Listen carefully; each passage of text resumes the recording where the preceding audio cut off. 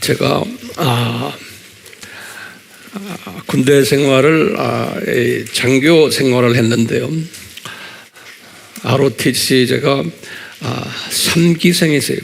뭐 여자들은 잘 모르지만 우리 교회 안에 제 ROTC 후배들도 몇 사람이 있어요. 제가 뭐 옛날 사람이지 알고 보면요. 1965년이니까 어떤 사람은 태어나기 전이에요. 그때 제가 이제 소위로 임관해가지고 8사단 16년대 1대대 1소대 소대장으로 이제 제가 가게 됐어요. 그래서 이제 그 당시만 해도 전기가 없었어요. 부대 안에. 그래 이제 초롱불 켜고 이제 하는데 그때 월남 전쟁이 한참 심하게 일어나고 있었을 때인데 우리나라의 그 박정희 대통령이 월남으로 우리 군인들 파병했잖아요. 그때 소대원 40명 중에서 절반이 월남에 갔어요. 제 살아가는 내가 데리고 있는 소대원들이 그 당시만 해도 뭐냐면 모병으로 자원해서 가는 거예요. 죽으러 가는데도 경제적으로 우리나라가 어려웠기 때문에 우리 소대원 중에서 절반이 빠져버렸어요. 그리고는 이제 우리 같이 이제 장기 복무를 하지 않는 사람은 괜찮지만 육사 나온 우리 같은 동료들 중에는 그분들은 장기 복무를 하기 때문에 이분들은 나중에 진급과 관계되기 때문에 한번 월남에 가야 되는 그런 그 분위기였어요. 그래서 주변에 같은 동료들 중에서 장기 복무하는 사람들은 월남으로 자원해 가고 그랬어요. 네, 그러면서 이제 우리 세대는 그 월남에 관한 특별한 그 정이 있어요. 월남 전쟁이 75년에 끝났으니까요. 63, 4년부터 시작해서 꽤 오래 했어요. 그러다가 제가 68년에 이제 미국으로 이제 유학을 갔는데 가니까 미국 캠퍼스가 말이죠. 난리들이 월남 전쟁에 반대하는 그 대학생들의 그 데모가 아주 미국을 시끄럽게 했어요. 그런 상황 속에서 저희들이 미국 유학을 했는데 그래서 이 월남 하면은 상당히 저에게는 그 특별한 그 메모리가 있는 그런 나라예요. 미국 사람들도 많이 죽었고요. 거기 가서요. 이제 그런 가운데 이제 이렇게 동남아를 제가 열심히 복음 전하러 다니면서 이 베트남에 한번 저를 좀 주님이 보내주셔서 그곳에 복음을 전하면 참 좋겠다라는 생각을 하고 있었는데 우리 알다시피 그 베트남은 공산주의 나라이기 때문에 복음을 공식적으로 전하지를 못해요. 근데 이제 베트남은 오늘날도 마찬가지지만 공산화된 다음에 기독교 중에서 그 오랫동안 개신교를 했던 그 개신교 교단이 하나 있었어요. CMA라고 그래요. Christian and Missionary Alliance라고 그러는데 CMA 이 교단은 우리나라에는 안 들어왔지만 사중복음을 만든 우리나라의 선결교단이 거기에 뿌리가 있어요. 그런데 이 CMA가 미셔너리 교단이에요. 그래서 월남, 라오스, 옆에 또 타일랜드, 그 다음에 필리핀 이쪽에 아주 선교사들을 많이 내보내서 상당히 그 선교를 많이 하는 그 그룹인데 우리나라만은 안 들어왔어요. 일본에도 CMA가 있고요. 그런데 이 공산 정권에서 그 CMA를 공식 개신교 교단으로 인정해주고 그 안에서 자기네가 중국처럼 컨트롤하면서 그 교단을 움직여 왔어요. 그래서 이제 그 교단장도 다 그 공산당 사람들의 영향을 받으면서 이제 복음도 제한적으로 전하고 이제 그런 상황 속에서 남북이 통일이 됐지만 북쪽에 있는 하노이 쪽에는 이 CMA가 공산당의 그 타이트한 손에 잡혀가지고 제대로 복음을 전하지 못하고 신학교도 없었어요. 한 10몇 년 전만 해도요. 그런데 이제 남쪽 사이공이라고 그러죠. 지금은 호지민시티라고 그러는 거기에는 그 CMA가 이제 자리를 잡아서 많은 그 외부의 도움도 받고 하면서 기독교가 좀 많이 자유스럽게 퍼지고 있었지만 항상 공산당의 제한을 받으면서 신앙생활을 해왔어요. 지금도 마찬가지지만 그러다가 이제 제가 때가 되어서 주님께서 제가 월남에 들어가게 했어요. 한 10년 전에 들어가서 제 책을 번역하는 일을 거기에 월남에 최초로 박사학위를 받은 사람 한 분 있는데 이분이 제 책을 보고는 종교의 기원책을 영어 책을 보고는 자기가 번역을 하겠다 그래서 번역을 했어요. 번역을 해가지고 이분이 그것을 한 6개월 걸려서 번역하고 나한테 이제 번역이 끝났습니다. 그래서 그 번역 보니까 아주 아름답게 잘 만들었어요. 그래서 이제 이 책을 출판하는 출판 허가를 맡아야 되는데 이 공산나라는 책들을 특히 기독교 책들은 아주 제한해요. 제한했기 때문에 그러니까 우리가 지금 만약에 남북이 어떻게 돼서 그쪽 세력이 강해지면 정말 어려워져요. 이제 월남처럼 돼버려요. 그러니까 정신 차려야 될 것 같아요, 우리가요. 이 책을 제 책을 이제 그 공산당의 종교 담당하는 사람이 읽어서 그분의 그 허가가 있으면 책에 그 허가 넘버가 나와요. 당에서 나오는 허가는 거기 있어야지만 책을 프린트할 수 있어요. 그런데 그 책을 그분이 읽더니 이거는 안 된다는 거예요. 왜냐하면 그 안에 여러 가지 그 종교의 기원책 다 읽으셨죠? 이거는 출판하면 안 된다는 거예요.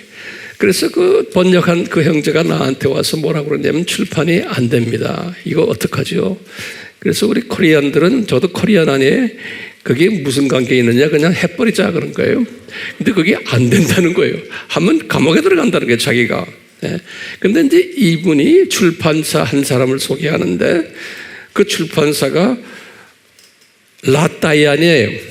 라따이안이라는 말은 아버지가 한국 사람이고 월남 전쟁 때 그 다음에 이제 어머니가 월남 여자분의 근데 그분이 그 출판사의 사장님이세요. 나이가 60년대에 태어났으니까 생각해 보세요. 몇 살인가 그 당시에 나이가 한 40 훨씬 넘은 분인데 부인은 월남 여자고 이분이 이제 저하고 만났어요. 만나더니 하는 소리가 한국말을 떠듬떠듬해요. 그냥 그 사람 이름이 나요 목사님 나 이름이 김순남이에요. 그래요. 근데 한국 이름을 가지고 있어요. 김순남이. 지금도 내가 기억하는데 아주 사람이 괜찮은 사람이에요. 근데 무섭게 생겼어요. 월남 사람과 한국 사람과 섞였으니까 무섭게 생겼어요. 그리고 아주 뭐 대단한 사람이에요. 근데 이분이 자기 간증을 하는 거예요.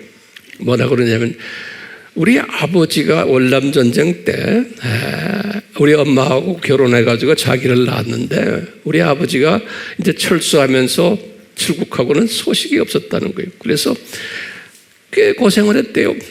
자기 어머니와 자기가. 왜냐하면 한국 피를 자기가 가지고 있기 때문에 한국이 전쟁에 들어가서 이제 싸움을 했잖아요. 그러니까 원수 나라에. 그러니까 이 라따이안들이 고생을 엄청나게 한 거예요. 이제 차별받고 이러면서 자라다가 1990년 가까이 됐을 때 갑자기 자기 아버지가 나타났대요. 자기네 고생하는데. 근데 그 아버지가 알고 보니까 LA에 사는 미국 교포가 된 거예요. 그 아버지가요.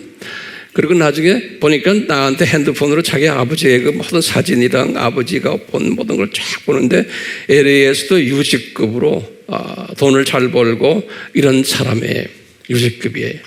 그래서 그분에 대한 사진도 나오고 그분에 대한 그 LA 신문의 기사들도 나 이런 걸 다 갖고 있어요. 그래서 이제 나한테 보여주면서 뭐라고 그러냐면 아버지가 자기한테 와가지고 돈을 그 당시에 미화로 20만 불을 줬대요. 그러니까 대단한 아버지죠. 그래서 자기 어머니와 자기가 그냥 아주 그냥 그 큰 돈이었죠. 그 당시에 20만 불이면 우리의 2억인데 그래서 그걸 가지고 뭐 장사 좀 하다가 쫄딱 다 망했대요. 얼마나 또 나쁜 놈들이 덤벼들겠어요. 저 사람이 돈 저렇게 있다 그러니까. 그래가지고 아버지한테 미안해가지고 아빠 나 이렇게 됐습니다. 그러니까 아버지가 다시 와가지고 또 20만 불 줬대요. 참 훌륭한 아버지죠.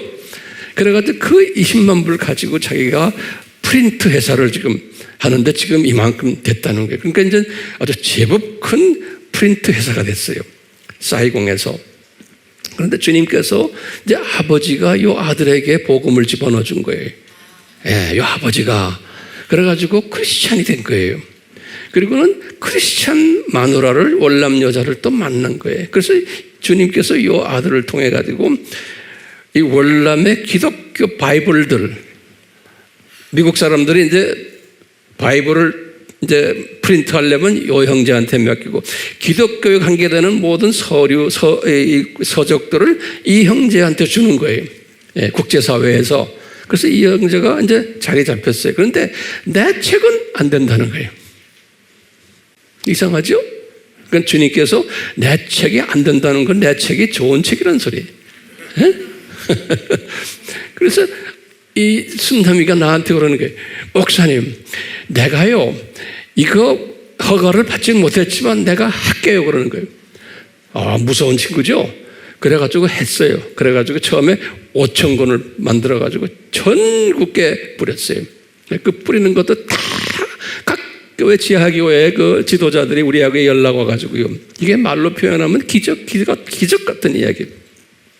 그래가지고 더 필요합니다. 그래서 5천 권을 또 만들어가지고 또 뿌렸어요. 전국에요. 이 공산나라에. 그래가지고 또 하자 그래서 세 번째 하는데 이 형제가 공안한테 잡혔어요. 예, 공안한테. 공안이란 거 알죠? 거기도 공산당 경찰이 잡혔어요. 그래가지고 감옥에 들어갔어요. 나 때문에. 그래서 감옥에 들어가서 제가 그 소리를 듣고 월남에 들어가가지고 들어가니까 나왔어요. 그래서 내가 너 겁도 없다 그랬더니 또 하겠대 자기가. 그놈의 새끼들 자기가 혼내줬대 소리 지르고. 그래가지고 또 했어요. 예. 이런 히스토리가 있는 우리 AMI 북들이 그래요. 그런 조직 안에 여러분들이 지금 이렇게 앉아 있어요. 예. 이 형제 보면 내가 정말 가슴이 아프고 그래요. 그런데 요 근래 와서 또 만들었어요. 했는데 항상 제 생각에는 월남은 저 북쪽 호지민, 거기가 우리 같으면 평양이에요. 거기가 신학교도 이제 하나 생겼는데 거기 CMA에서 운영하는 신학교인데 공산당에 잡혀있는 신학교예요. 그 신학교의 총장을 제가 한 5년 전에 누가 소개로 만났어요. 처음엔 안 만나려고 그래요. 근데 만나서 같이 이야기하고 식사하다가 보니까 아주 가까워졌어요. 그래서 이 사람이 나한테 하는 소리가 주님이 다 하셨죠.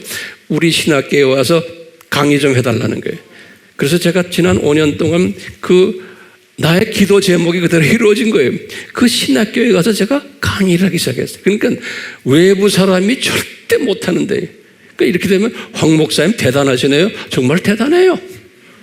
나도 보면 대단해. 예. 그래서 그 신학교에서 강의한 내용들인데요. 그러면 한 150명이 모였는데 이분들이 주로 베트남 목사들은 많지 않아요. 이 월남은 이 북쪽 지방에 소위 말하는 미전도 족속들이 굉장히 많아요. 이 북쪽에. 그래서 이 분들이 이 북쪽에 있는 미전도 족속들 거기에 안에서 사역을 하는 사역자들을 150명을 모아놨어요. 예. 그래가지고 제가 날 보고 책임지고 가르쳐달라는 거예요. 그래서 진짜 책임지고 열심히 가르쳤어요. 예. 그때 제 뒤에서 선교를 도와주는 현지 우리 한국 선교사님이 이제 정영모 선교사를 보고요. 젊은 분이세요. 젊은 분인데 아이가 넷이에요. 예. 그런데 그 아이들 키우는데도 힘들잖아요. 그런데도 참 사역을 열심히 잘해요. 정영모 선교사님. 그 사진 보겠지만 이분이 뒤에서 다 우리 뒷바라지를 하면서 나의 그 오른손 같이 하면서 쭉 일해왔어요. 그래서 이제 이분들 사진들 잠깐 몇 장을 보겠어요. 보실래요? 무료예요, 무료. 보세요. 이것이 무슨 사진인가 하면요. 이것이 미국의 선교사가 CMA 선교사가 1912년인가 들어갔는데요. 다낭에 들어가서 거기서부터 퍼져가지고 이 하노이의 첫 자기네의 선교본부와 신학교를 만들었어요. 이게 그 본부예요. 이게 미국 사람들이 만들어 놓은 이 본부인데 제가 저 건물 앞으로 지나다니면서 주님 저기에 들어가서 제가 강의하도록 좀 해주세요. 그래서 10년 전에 저기에 총회장을 제가 만났는데 안 된다는 거예요. 공산당이 당신을 단에 못 쓰게 한다는 거예요. 그러면서 기도하면서 주님의 때가 되니까 제가 저기에 들어가서 강의를 시작한 거예요. 그러니까 이게 기가 막힌 이야기들이 너무 많아요. 저 건물, 이 건물 앞에서 제가 열심히 주님한테 대화를 많이 했어요. 이 하노이에. 자, 보이죠? 이 건물에, 이게 지금 북한 이 월남이에요. 아주 힘든 곳이에요. 거기 제가 딱 서 있죠? 그 옆에 내 이쪽에 내가 서 있는 내 왼쪽이죠. 거기 정영모 선교사님이. 아주 젊은, 정말 신실한 선교사님이시고, 그 내 오른쪽으로 그게 총회장이에요. 예. 거기 총회장은 대단히 높은 분이, 정치권에서 다 이제 임명하는 사람들이. 그 옆에 이 총회장 밑에 이러는 간부들이. 그러니까 이분들은 무서운 사람들이에요. 그리고 정말 주님이 뒤에서 붙잡고 있지 않으면 안 되는 사람들이. 우리 평양의 기독교인들과 또 달라요. 거기 이 사람들은 완전히 복음주의 사람들이. 그 끝에 저기 보면 여자 한 분 있죠. 항상 여자들이 대단해. 이 여자는 이 하노이 쪽에서 영향 있는 텔레비전 그 호스트예요. 그래서 이 월남에서는 저 여자가 월남 사람들이 다 알아요. 그 TV에 나오는 스타인데 저 여자가요, 주님이요. 저 여자가 우리 정영모 선교사님이 이 그룹들한테 내 책을 줬는데요. 저 여자가 저 책을 읽고는 홀딱 그냥 감동을 받아가지고요. 나를 기다리는 거예요. 그래서 제가 와서 보니까 저 여자가요. 내 책을 그냥 전국에 뿌리는 거예요. 그러니까 여자 한 사람이 키 조금만 여자죠. 네, 보통 여자가 아니고, 근데 저 여자가 전국 사람들이 아는 여자니까 영향력이 대단한 거예요. 네, 주님이 그렇게 하세요. 이건 내가 계획한 거 아무것도 없어요. 네. 그 다음 사진 보시면 여기 이제 한 번씩 세미나 끝나면은 이제 증서를 주거든요. 이분들이 꼭 필요한 거예요. 이 소수민족들은 특히 이걸 가지고 자기 있는 데 가서 벽에 붙여놓고 그래요. 증서에. 예. 여기 이제 우리 주로 소수민족들이 이런 사람들을 만나려도 저도 못 만나요. 전 그 북쪽에 있는 거기에 그 산 속에 있는 저 사람들이 이렇게 하나 모으는 것도 우리는 할 수가 불가능해요. 그런데 이 총회장 한 사람의 지시에 쫙 모이는 거예요. 그러니까 저분들이 올 때 우리가 이분들이 가난하니까 우리가 버스비도 줘야 되고 뭐도 줘야 되고 다 뒤에서 우리가 서포트 해줘야 돼요. 서포트 해줘야 돼요. 자, 이쁘죠? 예. 이 공부하는 모습들이. 이게 지금 이게 아까 건물의 안에 있는 신학교 안에의 클래스룸이. 보세요. 저기 도표들 눈에 보이세요? 네. 이게 우리 그 SD 카드 뭐 그런 거 있죠? 다 이제 그런 것들이. 그렇게 해서 이 월남을 여러분들은 모르지만 우리 책들과 그다음에 우리 모든 이 티칭하는 것들이 전국을 날아다니고 있어요. 네, 할렐루야죠. 그러니까 여러분들 그냥 스토리로만 듣지 마시고 기도로 이제 동력해 주시면 주님이 얼마나 기뻐하시겠어요. 아멘. 네. 우리가 지금 섬기는 나라가 꽤 많죠. 앞으로도 계속 많을 거예요. 보세요 이제. 이제 시작이. 근데 감사한 것은요, 제가 여러분들에게 가르치는 모든 이 내용들이 저분들한테 간다는 거예요. 그러니까 이게 기가 막히잖아요. 예. 저분들이 언어는 다르지만 영적 언어가 같기 때문에 착착 알아듣고는 열심히 배우고 있는 거예요. 기가 막힌 주님의 은혜죠. 예. 자, 오늘은 계속해서 또 주님이 주시는 말씀을 나누려고 그래요. 오늘은 우리가 그 유명한 예루살렘아 이제 이 이야기인데요. 이 속에 깔려 있는 주님의 엄청난 또 비밀의 말씀들이 있어요. 이것을 오늘 우리가 하나하나 같이 공부하려고 그래요. 우리 지난번까지 예수님께서는 7 화 있을진저 말씀하셨잖아요. 7 화 있을진저의 말씀을 딱 하시고는 그 다음에 이어서 그냥 하시는 말씀이 오늘 요 37절의 말씀이 이어서 하시는 말씀이 그 이어서 하시는 말씀을 제가 여기다 적어봤어요.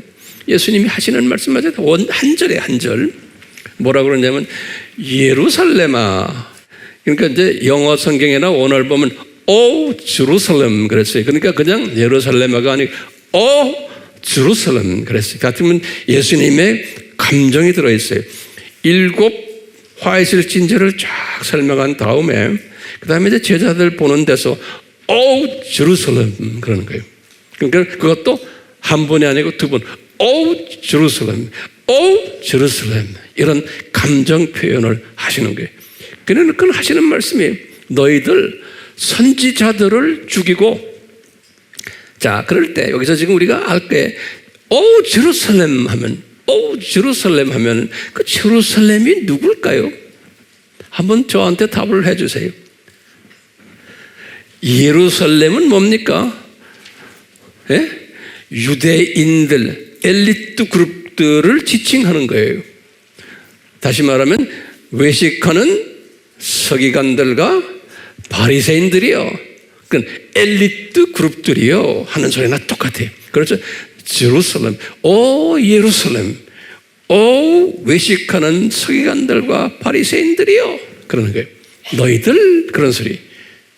그러면서 얘들아 너희들 선지자들을 죽였다는 거예요.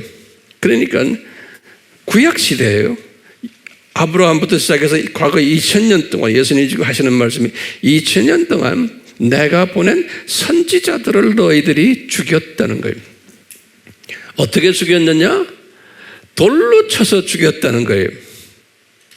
그러면서 예수님이 하신 말씀이 뭐냐면 내가 이 사람들을 보냈다는 거예요. 예수님이 지금 말씀하시기를 이 당시에 예수님이 주후 30년이니까 이제 33세 되는 때 여기에 예수님이 이제 이 십자가 사건 바로 있기 전 곧 주의 화요일에 하시는 말씀이거든요. 이 말씀이 고난주일 화요일에 하신 말씀인데 너희들 내가 구약시대에 내가 이 선지자들을 다 보냈다는 거예요.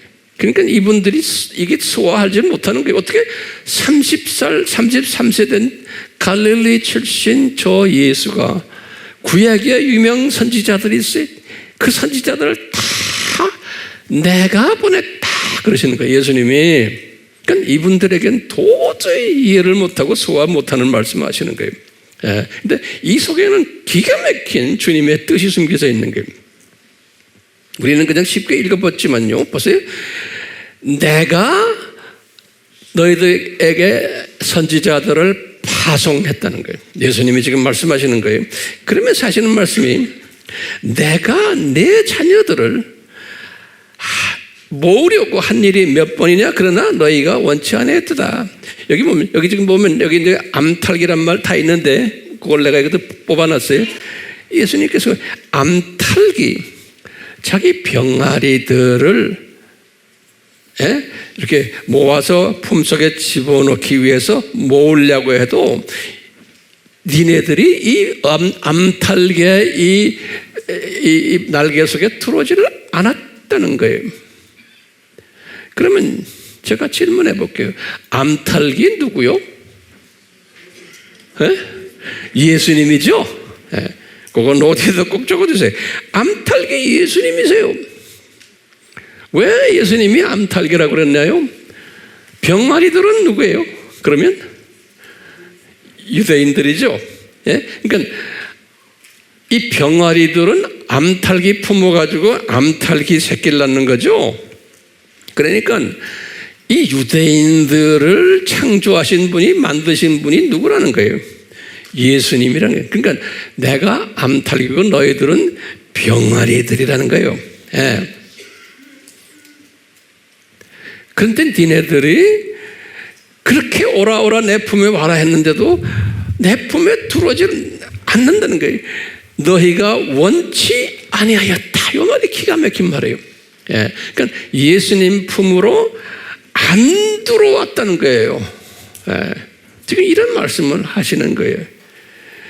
그러면 이 속에 깔려있는 기가 막힌 예수님의 심정을 우리가 오늘 좀 공부하려고 해요. 그리고 이것은 우리가 굉장히 중요한 개념이기 때문에 예수님께서 오 예루살렘, 예루살렘 하실 때는 그 속에는 굉장히 예수님의 그 여러 가지 복합적인 심정이 들어있어요. 우리가 이 예수님의 심정을 한번 꿰뚫어 보자고요. 자, 보세요. 우선 예수님의 심정이 어땠을까요? 이분들이 미워서 이렇게 말했을까요? 노트에다 하나하나 좀 적어보세요. 니네들이 내가 이렇게 했는데 내 품에 들어오지 않고 내가 보낸 선지자들을 다 돌로 쳐 죽인 이놈들아 라는 개념으로 볼 때 이 나쁜 놈들아 라는 의미에서 오 예루살렘 하셨을까요? 이거 우리 굉장히 중요한 개념이에요. 나는 볼 때는 아닌 거예요. 그렇죠? 그러면 우리가 이제 신학적으로도 보면 두 개념이 있어요. 칼빈주의와 알메니안주의예요. 먼저 칼빈주의는 제쳐놓고 알메니안주의에서는 이걸 어떻게 해석하겠어요? 이 유대인들아, 너희들 이거 봐라. 이렇게 예수님이 너희들 구약 때 사랑해주고 선택해서 복을 받으라고 해서 여러 가지 했는데 너희들이 구약 때 이 예수님이 가르쳐 주신 이 계명을 지키지를 않고 우상 섬기고 바벨론 종교를 섬기고 이런 못된 짓을 너희들이 자의적으로 했기 때문에 너희들 722년 아수르 제국 사건이 있었고 586 바벨론 사건 너희들 경험했잖아. 그러니까 이것은 전적으로 너희들 잘못이다 이놈들아 이렇게 보는 거예요. 알메니안주의에서는요. 그렇기 때문에요.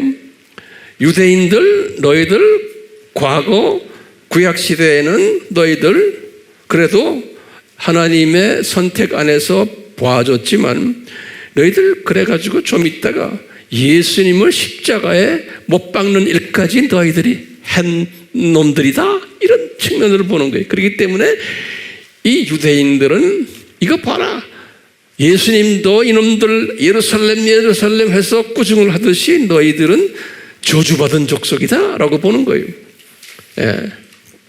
그게 어느적 해석이에요? 알메니안적 해석인 거예요. 왜? 인간이 책임이에요. 인간 책임을 잘못했다 이렇게 보는 거예요. 그래서 그 해석을 가지고 과거 2000년 신약 시대에 교회들이 반유대주의 사상으로 간 거예요. 반유대주의를 뭐라고 그래요? 안티세미티즘 그러죠? 안티세미티즘으로 간 거예요. 교회들이 다 이스라엘 사람들을 싫어한 크리스천들이 그때부터 해서 로마 카톨릭, 나중에 개신교에 들어와서도 루터나 칼빈이나 주잉글리나 다 개신교의 유명 소위 목사들, 학자들 전부 유대인들을 나쁘게 생각한 거예요. 그래서 이 독일의 루터교가 독일 아닙니까? 루터교회, 이 소위 말하는 우리 나치의 누굽니까? 히틀러도 루터교 교단이 히틀러도 이런 개념이 있었기 때문에 유대인들을 다 저렇게 혼내고 뒤에서 로마 카톨릭이 다 도와줬어야 돼. 이게 뭔가 알메니안적인 사상을 가지고 유대인들이 이렇게 잘못했기 때문에 이놈들은 핍박을 받아야 된다라는 그 사상이 깔려 있는 거예요. 교회들이 그렇게 온 거예요. 그러다가 이제 지금부터 한 100년 전부터 아닙니다.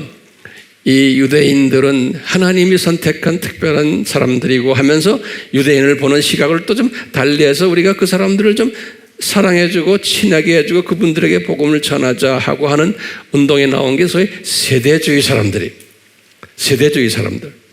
친유대주의가 나온 거예요. 그러면서 이 알메니안주의 사람들 중에서도 알메니안주의만 아니고 칼빈주의를 가진 사람들도 신기하게 다 반유대주의로 갔었어요.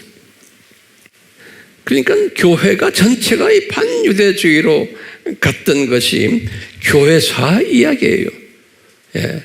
이제 그런 걸 우리가 배경을 놓고 오늘 예수님이 말씀하시는 예루살렘아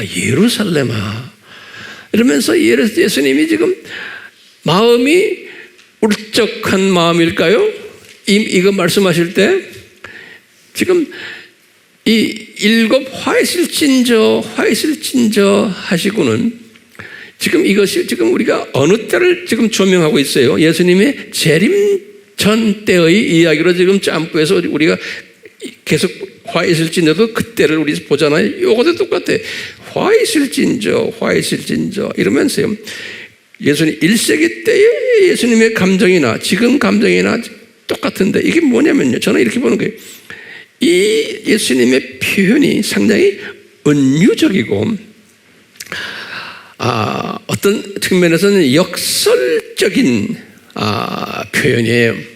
그러니까 이분들이 이렇게 눈이 감겨가지고 예수님을 보지도 못하고 예수님의 말에 순종도 안 하고 지금 이런 것 쭉 하면서 예수님께서 그러면서 니네들이 내가 이렇게 사랑해서 너희들을 암탈기 병아리를 이렇게 안아주려고 아무리 해도 너희들이 원치 않는다는 거예요. 예수님 이런 말씀하실 때는요, 여기에 지금 깔려 있는 게 우리가 예정적 측면에서는 어떻게 우리가 해석해야 돼요? 예정적 측면에서는 이 사람들이 어떻게 해요?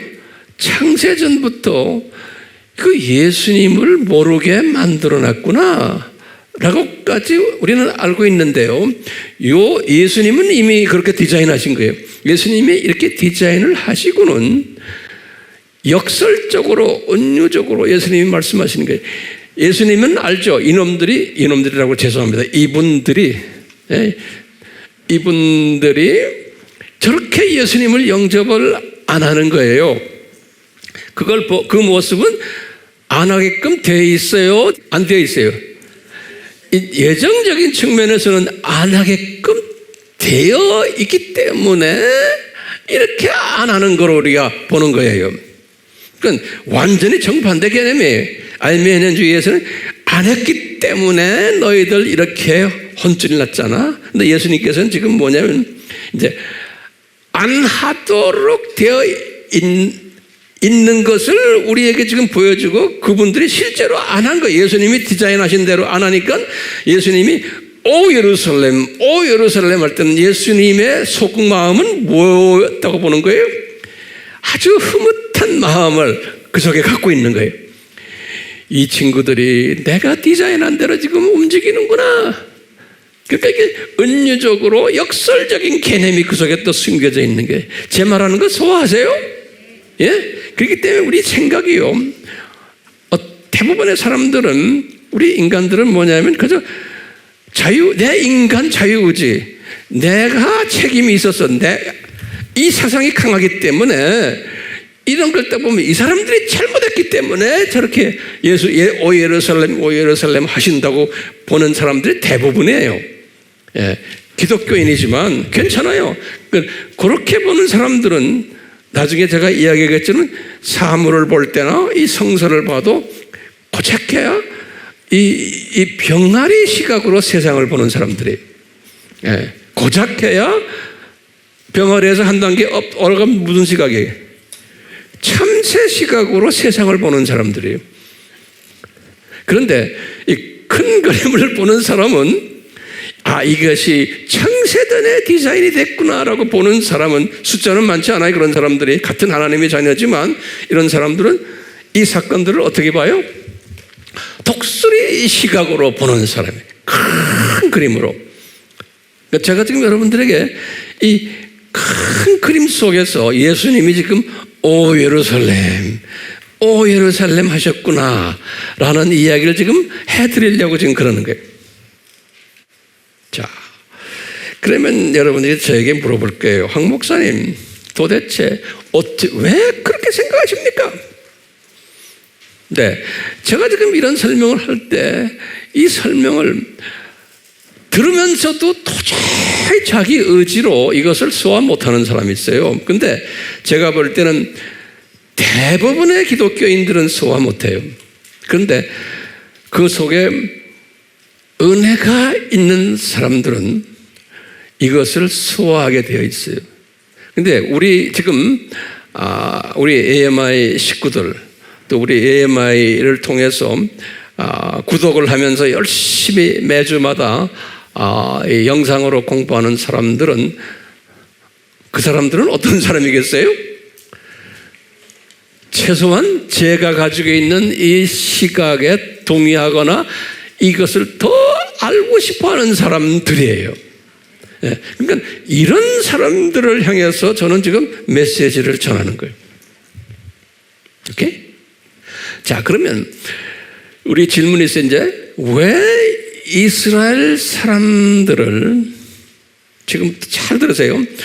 왜 이스라엘 사람들을 창세 전에 예수님을 영접하지 못하도록, 다시 말하면 구약의 여호와가 예수님이라는 것을 모르도록 창세 전에 이렇게 디자인하셨나?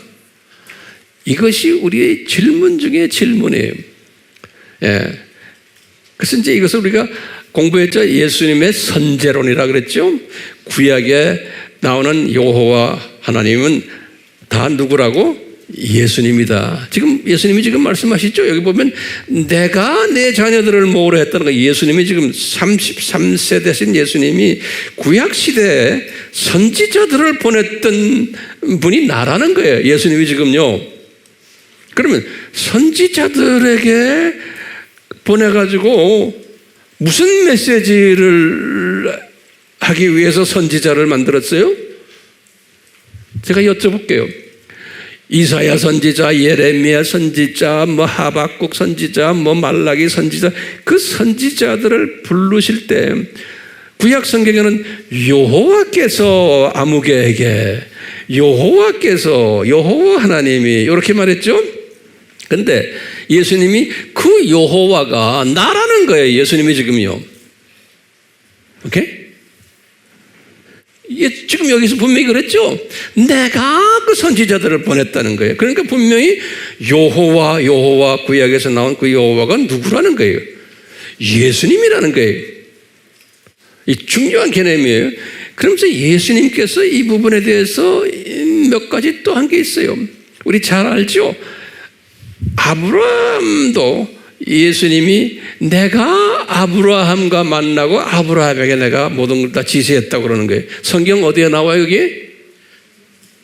예? 요한복음 8장 56절에서 59절이. 예수님이 유대인들에게 하신 말씀이에요. 예수님이 33세 되기 전에 젊은 갈릴리 출신 예수님이 유대인들에게 말하는 거예요. 유대인들아, 2000년 전에 아브라함 있잖아. 그런 게, 그럼 그분이 우리의 조상입니다. 그 아브라함이 나를 방문하고 내가 아브라함 방문하고 그 당시에 아브라함하고 나하고 같이 지냈단다 그러시는 거예요. 젊은 청년이. 그러니까 이분들이 여보시오, 당신이 2000년 전에 우리 조상 아브라함하고 같이 지냈어요? 그분에게 명령 내렸어요? 그러니까 예수님이 기다 그러는 거예요. 그러면서 하시는 말씀이, 얘들아, 내가 아브라함 있기 훨씬 전부터 내가 있었단다 그러시는 거예요. 그러니까 이분들이 놀래 자빠져가지고 뭐예요? 돌로 쳐 죽이려고 그러는 게, 어떻게 감히 네가 이런 말 하느냐. 우리 알지요? 요한복음 몇 장이에요? 8장 56절에서 50 몇 절에? 9절. 이거 다 외우셔야 돼요. 중요한 개념이에요. 똑같이 요한계시록에서 예수님이 요한에게 1장 8절에 그러는 거예요. 요한아, 내가 누군지 아냐? 내가 알파와 오메가다 그러시는 거예요. 다시 말하면 계시록을 시작하면서 계시록은 오메가 아니면 끝 이야기 안 해요. 그러니까 내가 역사를 시작한 알파고 내가 오메가다 그러시는 거예요. 예수님께서 계시록 1장 8절에 그러시면서 나중에 계시록 마지막에도 또 이런 말씀하세요. 그랬는데 도대체 알파와 오메가는 건 역사의 주인이라는 소리예요. 근데 이분이 구약에 딱 보니까 이사야서 44장 6절에 이사야서 44장 6절에 이사야에게 예수님이 그러는 게 내가 알파와 오메가다 그러는 거예요. 이사야서 몇 장 몇 절이에요? 44장 6절에. 그러니까 이사야에게 말씀하셨던 그분이 알파와 오메가인데 예수님이 그 알파와 오메가가 누구라는 거예요? 나라는 거예요. 그러니까 정리해요. 구약 때 여호와가 누구라는 거예요? 예? 예수님이라는 거예요. 그러면 예수님이 그 구약 때 여호와의 이름으로 내가 예루살렘아 예루살렘아 너희들 이 유대교의 이 엘리트 그룹들아 내가 이 프로페트를 선지자들을 다 내가 보냈단다 그러는 거예요. 그런데 너희들이 말 안 들었단다 그런 말씀이에요. 그러니까 이분들에게는 이건 도저히 이해가 안 되는 말씀이죠. 네. 그럼 이 프로페트들이 선지자들이 보내가지고 무슨 메시지를 전하려고 보냈나요? 이게 질문이에요. 여러분들 뭐라고 대답해요? 한마디로 말하면 너희들 내 백성들아, 선지자들이 한 말이 뭐예요? 한마디로 말하면 창조 목적에 위배하지 말아라예요. 다른 말로 표현하면 바벨론 종교를 섬기지 말아라. 너희들 이거 말 안 들으면 어떻게 된다? 저주받는단다. 그래서 이방인들에게 매도 맞고 이방인들에게 나중에 나라도 빼앗기고 이런 거 다 하겠단다. 이 말씀이 모세 때 하신 말씀이거든요.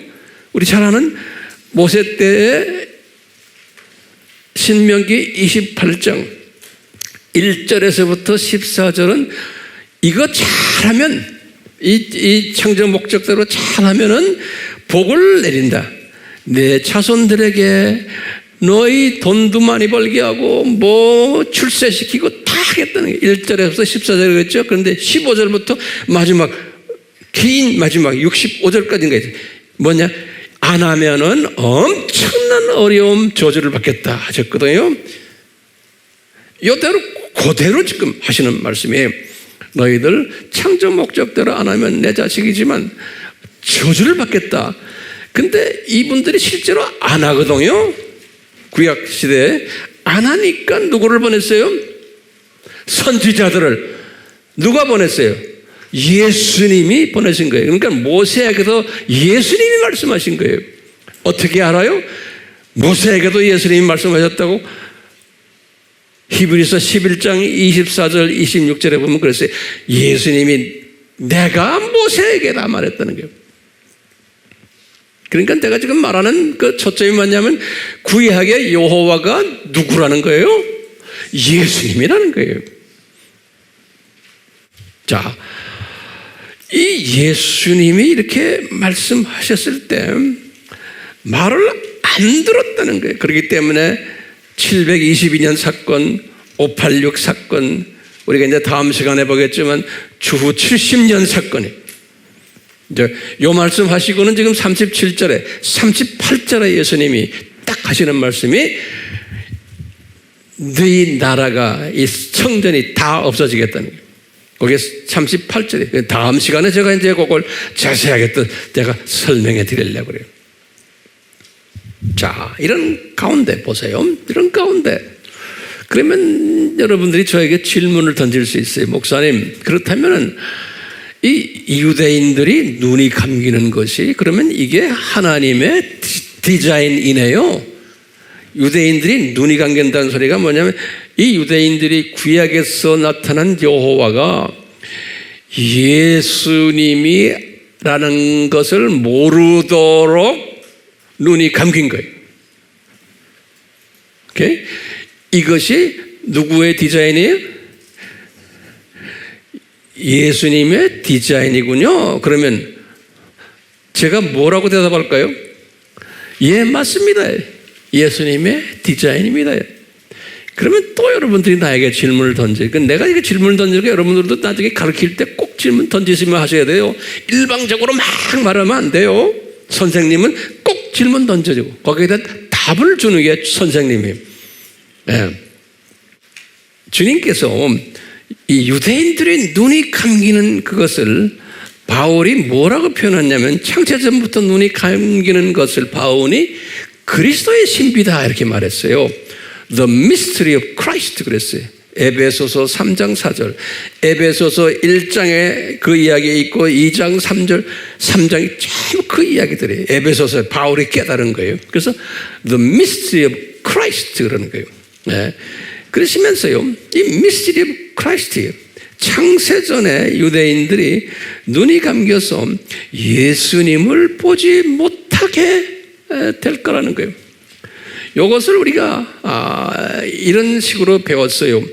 요한에게 요한계시록 12장 1절에 해 입은 여자의 모습으로, 그래서 해 입은 여자가 이스라엘이다 그랬죠. 그런데 그 이스라엘인데 해를 입었고, 다시 말하면 누구를 입었다는 거예요? 해가 누굽니까? 바알신이 누구예요? 니무롯이. 니무롯의 옷을 입고 그 다음에 바알은 달을 밟고 있다. 그게 뭡니까? 달은 누구예요? 세미라미스. 그 다음에 12별의 멸관을 쓰고 있다. 그 별이 누굽니까? 단무지.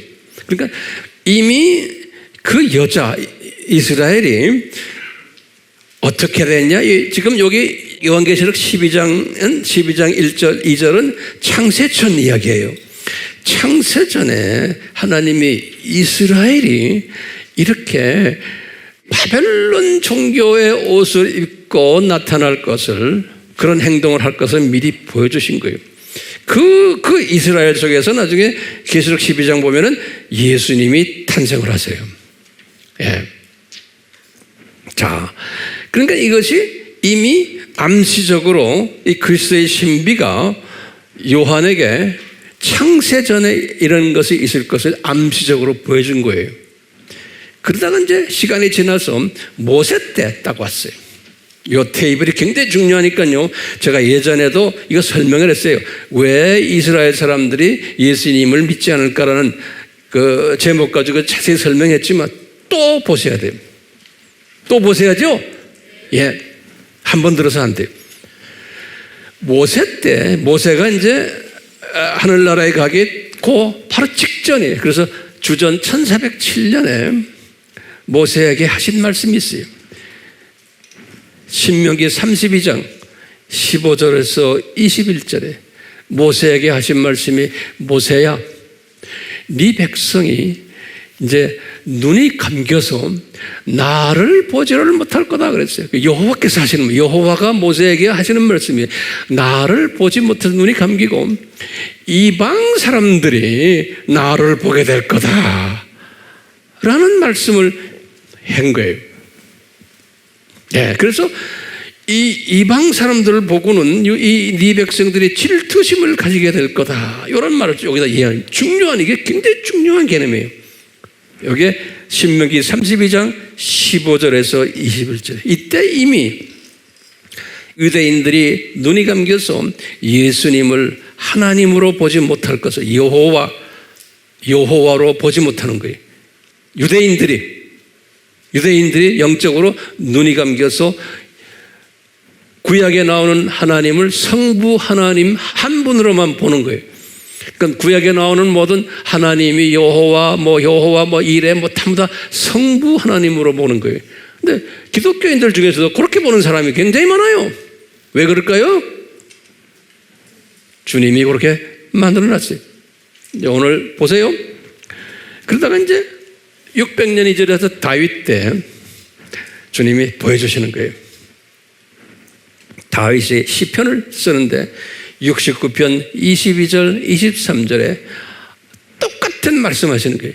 내 백성이 눈이 감겨가지고 예수님을 보지 못하고 이방 사람들이 예수님을 보게 될 거다, 이렇게 말한 거예요. 그런데 나중에 이 말씀을 나중에 1000년 후에 바울에게 다시 확인시켜 주는 거예요. 그러니까 바울이 이 말씀을 그대로 인용하는 거예요. 로마서 11장 9절에서 10절에, 이거 우리 잘 아셔야 돼요. 그러니까 이 도표를 가지고서 이야기해야 돼요. 많은 사람들이 나중에 바울 하면 바울이 언제인지도 몰라요. 이 시간 개념이 없어요. 사람들이 그냥 단에 서서 목사님이 말로만 해가지고는 안 돼요. 이건 도표로서 쫙 해서 이 시간 개념을 가지고 있어야 돼요. 그리고는 300년 있다가 호세아에게 또 반복적으로 말해주는 게 호세아서 2장 23절에 이 호세아에게 말씀하셨던 것을 나중에 바울에게 또 확인시켜주는 거예요. 바울아, 이런 사건이 있다는 것을 호세아에게도 내가 말했잖아. 그러면서 로마서 9장 25절 26절에 또 말씀하죠. 그러니까 바울은 학자이기 때문에 아하, 호세아에게도 말씀하셨네요. 지금 다윗에게도 말씀하셨네요. 그러니까 또 호세아에게도 말씀하셨네요. 자꾸 이제 이것을 확인하는 거예요. 그러다가 바울에게 로마서 11장 8절에 이사야에게도 말씀하셨다. 똑같은 내용을.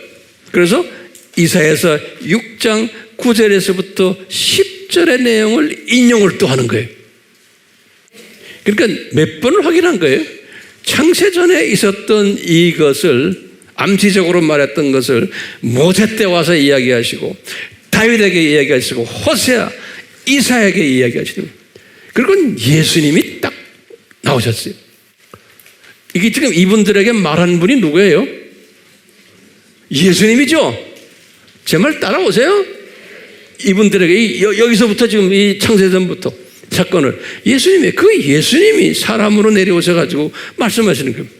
예수님이 요한복음 12장 37절 40절에 뭐라고 그러냐면요, 이사야에게 하신 말씀 있죠. 이사야에게 이사야서 6장 9절에서 10절 요 말씀을 그대로 인용하시는 거예요. 얘들아, 제자들을 교육시키는 거예요. 너희들 나중에 이제 나가다 보면 이스라엘 사람들은 눈이 감겨가지고 날 영접 안 한다. 이방인들이 주로 영접할 거다. 이거 봐라. 내가 이미 다 이사야에게 말했단다. 그거를 요한복음 12장 37절에서 40절에다가 예수님이 직접 말씀하신 거예요. 그리고는 예수님께서 비유를 떠드세요. 근데 비유가 여기 누가복음에도 있지만 마태복음에도 있어요. 비유가 뭐냐면요, 성대한 만찬을 초대하는데 만찬을 베풀어 놓고 보면은 유대인들이 만찬에 오라 하는데 안 오는 거예요. 그래서 길거리에 가가지고 아무나 그냥 막 잡사람들 불러와라. 그 잡사람들이 와가지고 만찬에 앉아있는 거예요. 그게 뭐냐면 이방인들에게. 예수님이 이렇게 밥상을 차려놨는데도 이 이스라엘 사람들은 안 온다는 거예요. 그럼 요 말만 딱 들으면 이스라엘 사람들은 나쁜 놈들. 그렇게 밥상을 차렸는데도 오지도 않고 이놈의 자식들, 이 저주받을 놈들, 이렇게 해석할 수 있어요, 없어요? 할 수 있죠. 그런데 독수리 시각을 가졌다는 건 이걸 다 보면은 아하, 알 수 있는 거예요. 제가 지금 무슨 시각으로 이야기해요? 우리가 지금 이 사건을 병아리 시각으로도 보고, 또 그 다음에 참새 시각으로도 보고, 그 다음에 똑소리 시각으로도 보고, 성경을 여러분들이 들고 다니는 성경을 보는 학자들마다 시각이 어디에 있냐에 따라서 해석이 달라지는 거예요.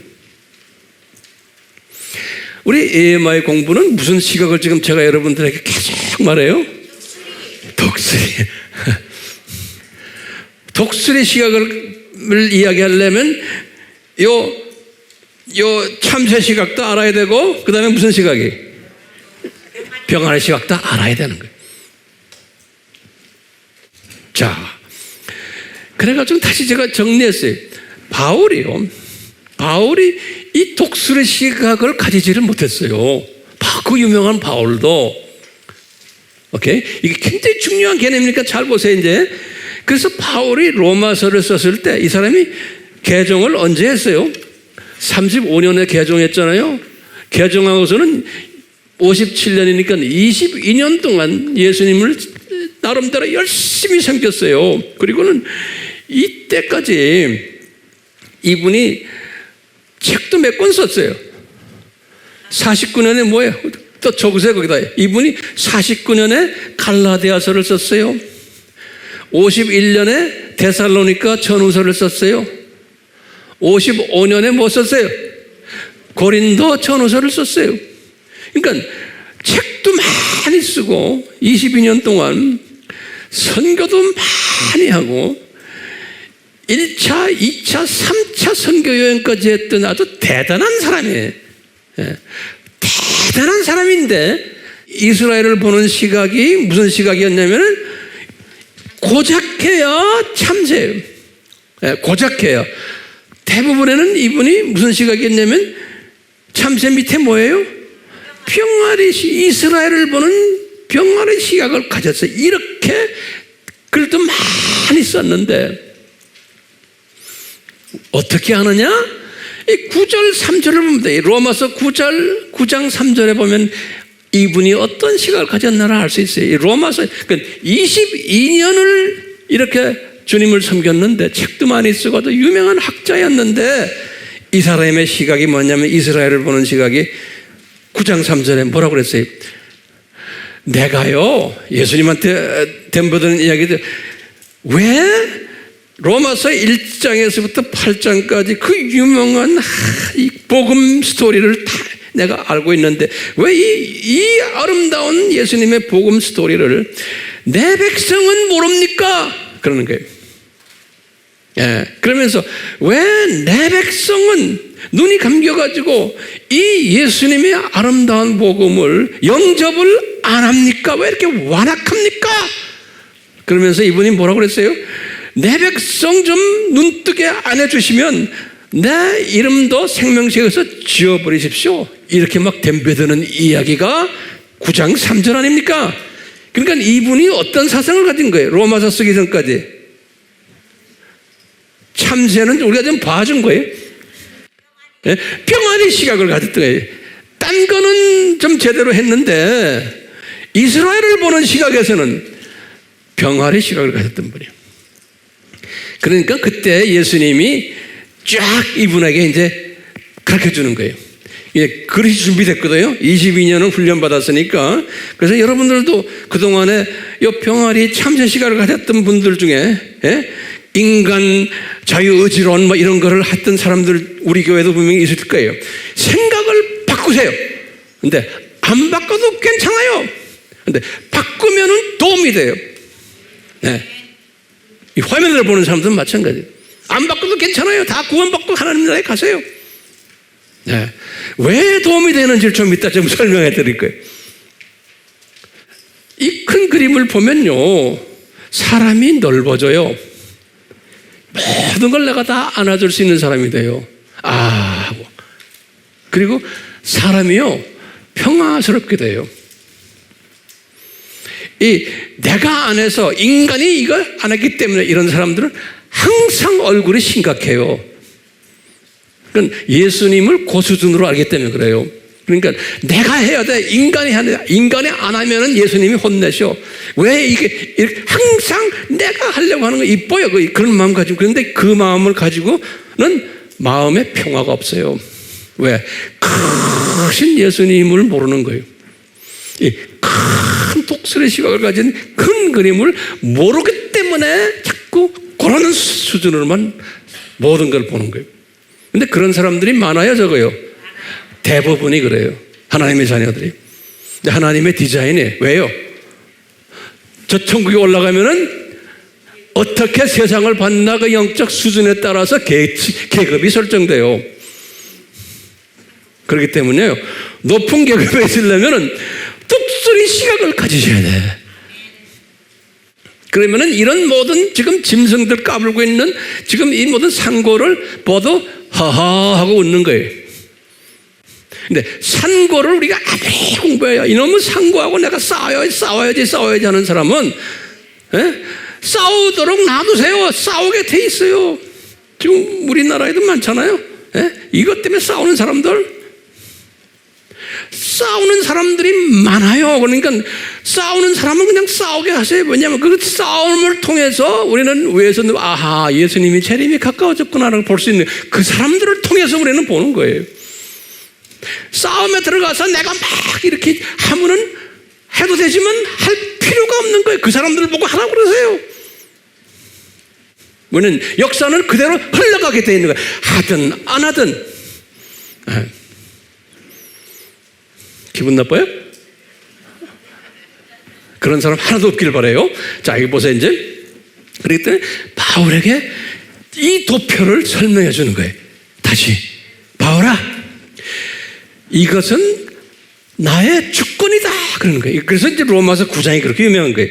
이 9장 6절에서부터 23절을 이 모든 디자인은 이스라엘 사람들을 눈 감기게 내가 디자인하고 지금까지 온 것은 that is my 주권이니까 my sovereignty power라는 거예요. 그러면서 예를 들죠. 내가 야곱과 에서의 예를 들죠. 그렇죠?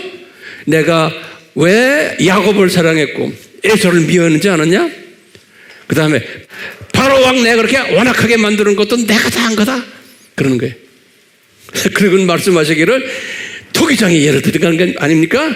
토기장이가 어떤 것은 귀하게 만들고 어떤 것은 천하게 만들고 다 내가 디자인한 거다. 그러니까 나의 주권이라는 것. 그러니까 내가 지금 이 플랜을 만든 것도 눈 감긴 플랜을 만든 것 내 주권이다 그런 게 바울이 거기서 쫙 무릎 꿇는 거예요. 그러니까 우리가요 이 예정론은 하나님의 주권론이에요. 하나님의 주권 속에서 움직이는 거예요. 이 독수리 시각을 가진 사람은 이 주권을 인정하는 사람이에요. 근데 하나님의 주권이 아니고 인간 노력, 내가 책임이다 하는 사람들은 하나님의 자녀지만 뭐예요? 무슨 시각이에요? 병아리 시각이에요. 그러시면서 이제 바울에게 예수님이 그런 게 내가 이거 봐요. 다윗에게 이미 말했지 않냐 하면서 로마서 11장 아까 저기 있는 거예요. 내가 호세에게도 말했잖아 하면서 하는 거예요. 이 사건을, 이 디자인을 내가 이사에게도 말했잖아. 그러면서 유대인들이 눈 감길 것을 그리고 이방인들이 눈을 뜰 것을 말했잖아 그러는 거예요. 잘 따라오세요? 그러면서 이제 11장에 가서 로마 11장에 그렇다면은 이스라엘 사람들은 망한 거요? 그러니까 예수님이 아닌 거예요. 바울에게 바울아 이스라엘 사람들 내가 결코 버리지 않았다 그러는 거예요. 버린 것 같이 보이지 안 버렸다는 거예요. 눈 잠깐 감겨놓은 거예요. 왜 감겨놨어요? 누굴 살리려고? 이방인들을, 그 좀 있으면 내가 그거 설명할 텐데, 그러면서 이제 이스라엘 사람들 중에서 조금 남은 자들 만들어가지고 그분들을 눈뜨게 만들어놨다, 네, 그러는 거예요. 그래서 남은 자들 이야기. 그러면서 엘리야 때를 봐라. 엘리야 때도 그렇게 사람이 많았는데 이스라엘 사람들이 소수만 눈이 뜨지 않았느냐? 7,000명? 그러듯이 소수를 내가 눈뜨게 남겨놨다는 거예요. 예? 그리고 또 말하는 게 이사야에게도 말했잖아.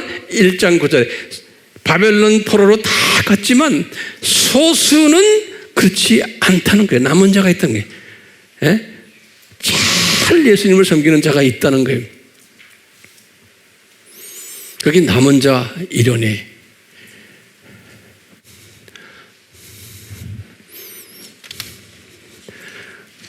제가 이 말씀 여기에서 끝나면 안 돼. 이제 여기 진짜 중요한 말이 그 다음에 있어요.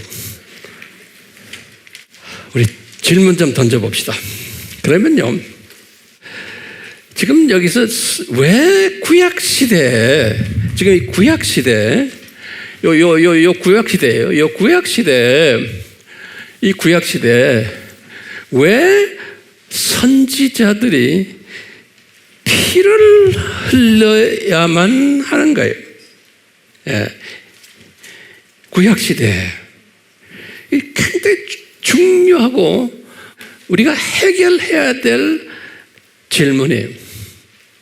그 착한 사람들, 정말 열심히, 남은 자들이거든요. 남은 자들, 열심히 예수님을 섬겼던 분들인데, 열심히 구약의 여호와가 예수님이라고 믿고 열심히 섬겼던 분들인데, 이분들이 왜 피를 흘려야 되냐 이거예요. 왜 돌에 맞아서? 예. 이게 우리 질문이에요. 여기에 대한 답을 우리가 찾아야 돼. 첫 번째요. 이 구약 시대에는요, 예수님의 십자가 사건 전이죠. 이거 잘 정리해 주기 바라요. 이 십자가 사건 전이죠. 요 구약 시대가요. 그 말을 적어놓으세요. 십자가 사건 전이다. 그러니까 이때에 죽었던 유대인들, 이때 죽었던 유대인들, 예수님 십자가 사건 전에 이때 죽었던 유대인들은 죽어서 그러면 어디 갔을까? 그 첫 번째 질문이고, 두 번째 질문은 우리가 예정적인 측면에서 보는 거예요. 이때 인구는 많지 않았지만 하나님의 자녀로 예정된 사람들, 이때 세계 각 나라에 여러 족속들 사이에 이 사람들은 죽어서 어디를 갔을까? 라는 질문 던질 수 있어요, 없어요? 던져야 되는 거예요. 왜? 많은 사람들이 이런 걸 모르고 그냥 살지만 질문하는 사람들이 있어요. 이걸 우리가 깨달으면 엄청 또 주님 앞에 우리가 가까이 가고 그분을 더 사랑할 수 있어요. 우리 지적 이 수준을 높일수록 영적 수준이 더 커지는 거예요. 그러면 여러분들, 제가 예전에 여기에 대한 답을 다 드렸어요. 아브라함의 품이 뭔가라는 거 기억나시죠? 그거 좀 적어 놓으세요. 내가 지금 거기에 대한 성경 구절을 먼저 드릴 테니까 이거 꼭 적어 놓으세요. 내가 칠판에다 적지 않았어요. 아브라함의 품 그래 놓군요. 거기에 대한 성경 구절은 첫 번째 누가복음 16장 24절이, 그리고 요 아브라함의 품인데, 두 번째는 베드로가 말하기를 베드로전서 3장 18절, 또 베드로전서 4장 6절, 그렇게 우선 적어 놓으세요. 또 성경 구절이 있어요. 예수님이 요나에 관한 이야기예요. 예수님 말씀에 마태복음 12장 40절이 중요한 성경 구절들이에요. 12장 40절이. 그리고는 또 요나서 1장 17절이, 요나서 1장 17절에 여기 있던 성경 구절에 보면 요나서 1장 17절에 뭐라고 그러냐면, 요나가 이 물고기의 뱃속에 3일 동안 들어갔다 그랬는데요. 요나서 2장 2절에는 그걸 어떻게 말했냐면, 요나서 2장 2절에는 요나가 음부의 뱃속에 들어갔다 그랬어요. 수올의 뱃속, 음부 또는 지옥, 그런 말이에요. 음부의 뱃속에 들어가. 근데 요나가 고래 뱃속에 들어간 그 고래 뱃속이 음부라고 상징적으로 표현한 거예요. 요나서 1장 17절과 3일 동안이에요. 3일 동안이라고 정확하게 말했어요. 요나서 2장 2절에 그랬어요. 그런데 기가 막히고 예수님께서 말씀하시기를 내가 너희들에게 표적을 줄 텐데 요나의 표적밖에 줄 것이 없다 그러셨어요. 그게 마태복음 12장 40절이에요. 그러면서 예수님께서 요나의 표적을 주겠다는 말은 예수님이 죽으셨다가 3일 안에 다시 살아난다는 그 이야기 아닙니까? 그런데 거기에다가 예수님이 그 3일 동안에 요나의 음부 속으로 내려가셨다는 거예요. 그것이 어디에 나와요?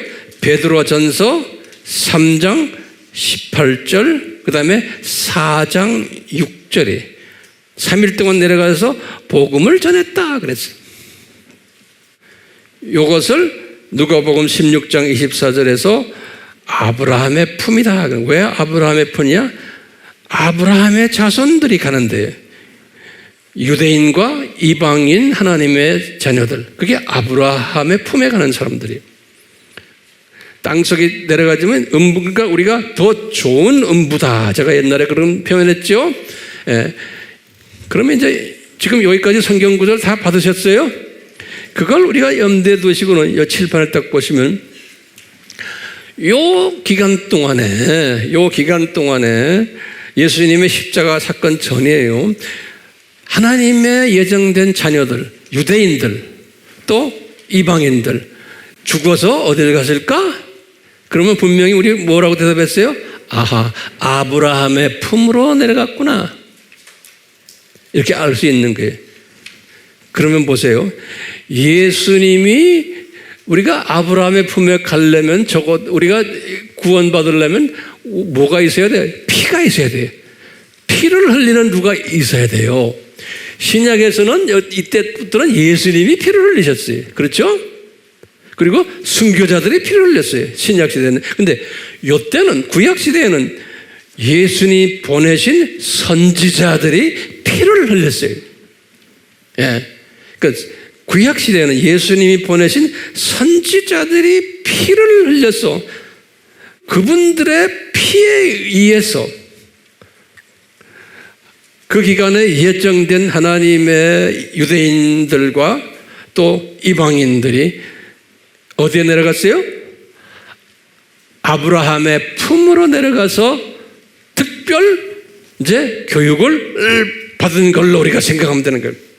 그러니까 제 생각에는 예수님의 보혈 구원론을 철저하게 공부했을 것 같아요. 그 밑에도 내려가세요.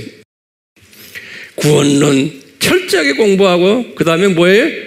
7가지의 그 주제들을 간략하게 쫙쫙쫙쫙 공부했을 것 같아요. 그리고는 졸업시켜가지고 낙원으로 올려보냈다라고 저는 생각하는 거예요. 그래서 이 구약 때의 선지자들이 피를 왜 흘려야 되는가 할 때 대답이 나왔어요. 똑같이 신약 시대에도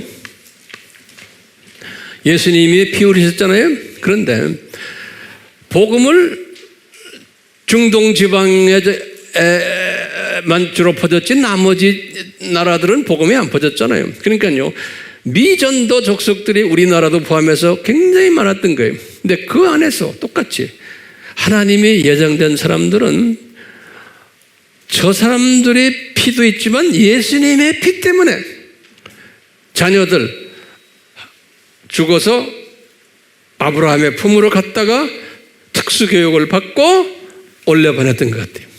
오늘날도 마찬가지예요. 그럼 목사님, 그러면 미전도 족속 복음화 필요 없네요. 실은 필요 없어요. 네. 필요 없지만 주님은 우리에게 지상사명을 준 거예요. 필요 없지만 열심히 전하라. 그 전하는 모습을 보면서 우리 주님께서 기뻐하시는 거예요. 예.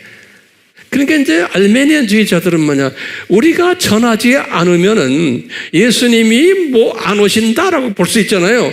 그러니까 우리가 전해야지만 안 된다.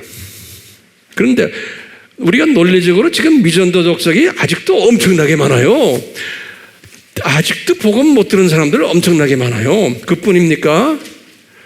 못 죽고 죽은 사람들은 그러면 어떻게 해요? 그러니까 뭐냐, 우리가 전하지 않았기 때문에 저 사람들 지옥 갔다라고 보는 거예요. 그러니까 삶이 편해요, 안 편해요? 예? 그런 사람들은 삶이 편해요, 안 편해요? 항상 얼굴 찌그리고 있어요. 예? 심각하고요. 설교를 해도요, 그런 사람들은 그냥 막 난리 나요, 성이. 네. 뭐 얼굴 딱 보면은 저 사람이 지금 시각이 어느 정도구나 알 수 있는 거예요. 매일 내가 안 하면 안 된다고 보는 사람들 있죠? 그런 사람들이 많아야 적어요. 많아야 되는 거예요. 그러니까 주님께서 그렇게 디자인을 했어요. 자, 그러면 제가 이제 마지막 결론적인 이야기 좀 해볼게요. 그러니까 우리 크리스찬들은 세 종류의 크리스찬들이 있다고 보시면 돼요.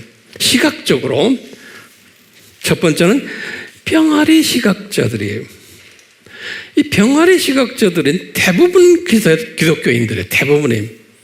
네. 이렇게 많아야 돼요. 이 병아리 시각자들은 삶을 어떻게 보냐면은 이 주변만 보는 거예요. 그러니까요, 주변의 모든 상황에 매몰되어 있는 거예요. 예수님을 잘 믿지만, 예수님을 우리가 믿는다고 하지만, 내 주인이라고 하지만, 그저 매일 그냥 우리 가정, 아이들, 뭐 직장 문제, 건강 문제, 여기에 매몰돼 가지고요, 주변을, 삶을 그렇게 보는 거예요. 그 다음에 거기다 이 세상 돌아가는 걸 보고는 그냥 못 살겠다. 이게 신문 들여다보면 신경질만 나. 세상 사람들은 그렇게 보지만 우리 기독교인들 중에서도 그것만 보면 신경질 내는 사람이 있어요. 왜 그럴까요? 병아리 시각이기 때문에 그런 거예요. 네. 병아리 시각이기 때문에. 근데 이 병아리 시각은 나도 가지고 있어요. 여러분들도 가지고 있어요. 그렇지만 병아리 시각도 필요하지만 주변이 이럴 때는 쫙 올려가지고 참새로 올려줘야 되거든요. 예.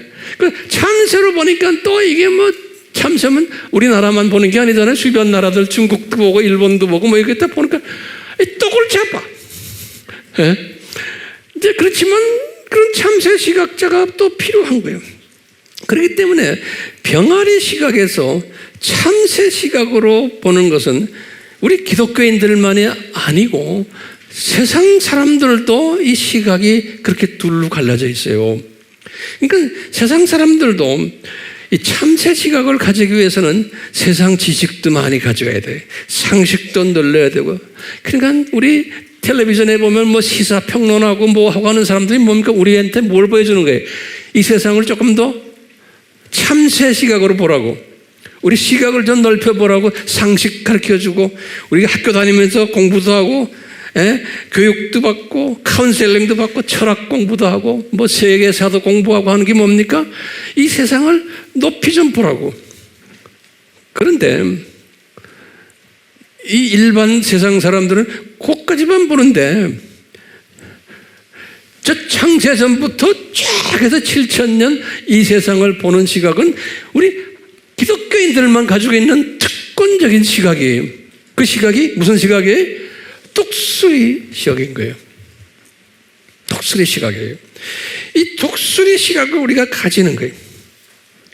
그러니까 예수님께서 제자들에게 이런 말씀하셨어요. 요한복음 15장 19절에 그랬어요. 이분들도 12명 이분들도 병아리 시각자들이고 고작해야 참새 시각자들인 거예요. 그 당시에만 해도요.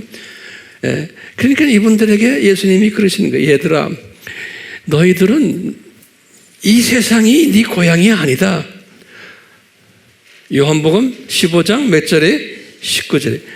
너희들은 이 세상에 속해 있지 않다. 자꾸 말해주는 거예요. 예? 그러니까 너희들은 잠깐 이 세상에 있는, 그런 말할 때 베드로도 들었지만 베드로가 내 생각엔 그것을 한참 있다가 깨달은 게 베드로 전서, 베드로 후서를 쓸 때 깨달은 것 같아요. 그러니까 베드로 전후서는 64년에 썼거든요. 그리고 65년에 이분 순교당했잖아요. 우리 베드로 선생님은 제가 그냥 추측하는 거예요.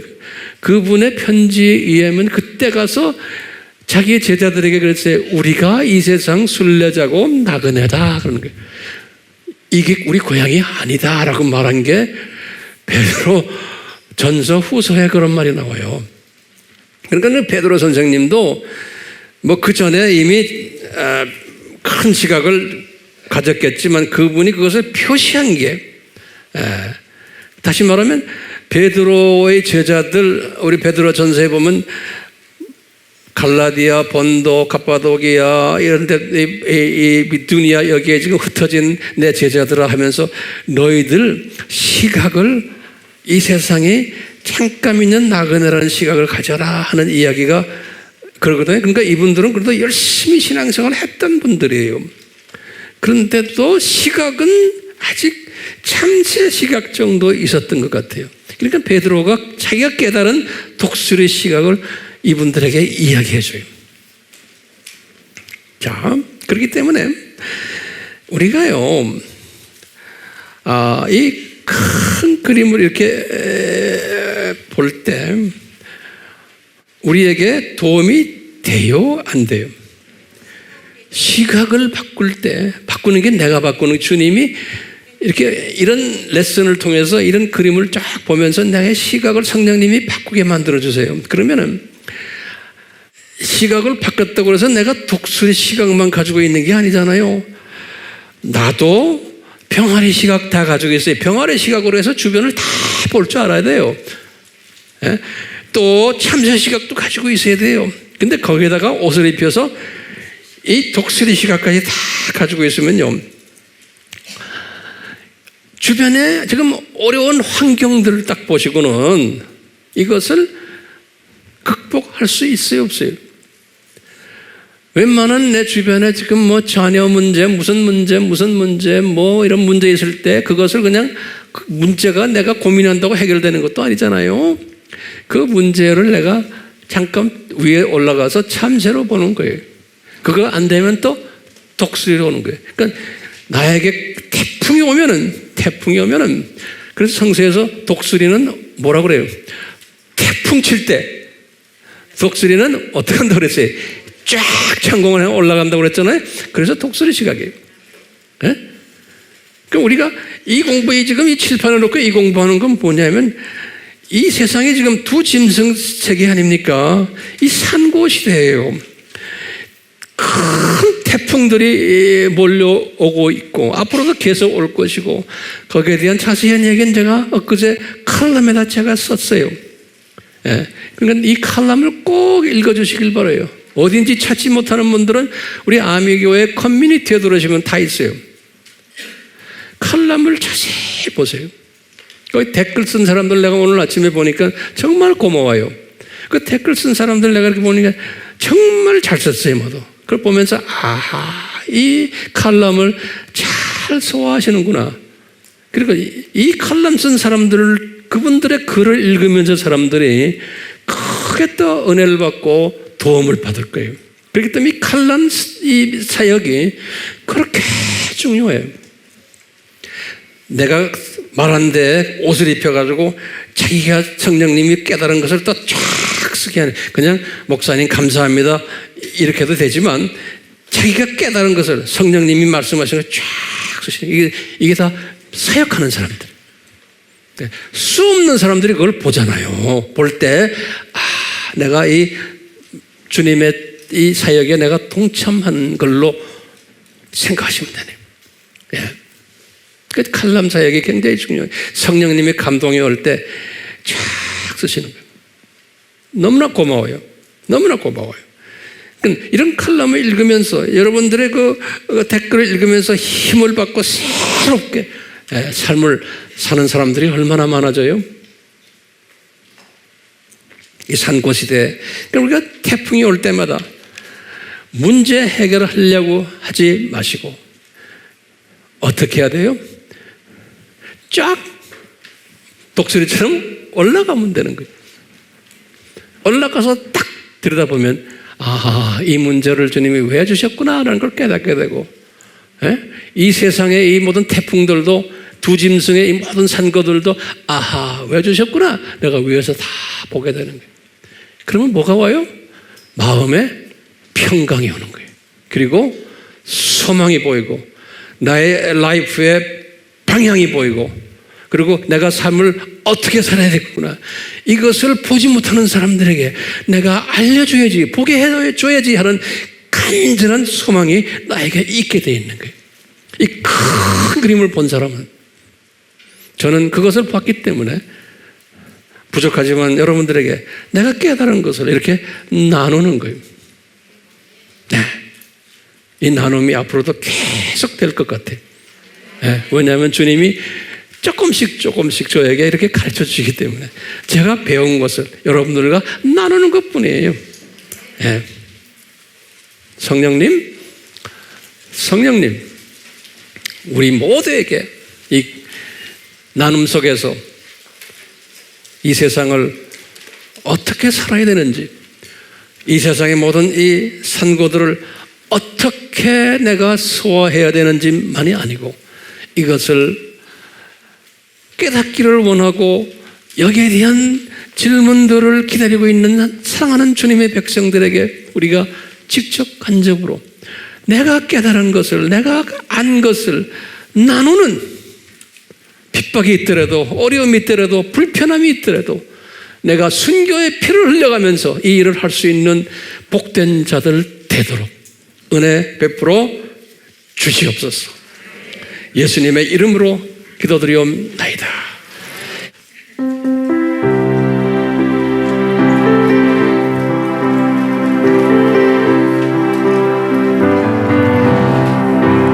주님 뜻대로 살기로 했네.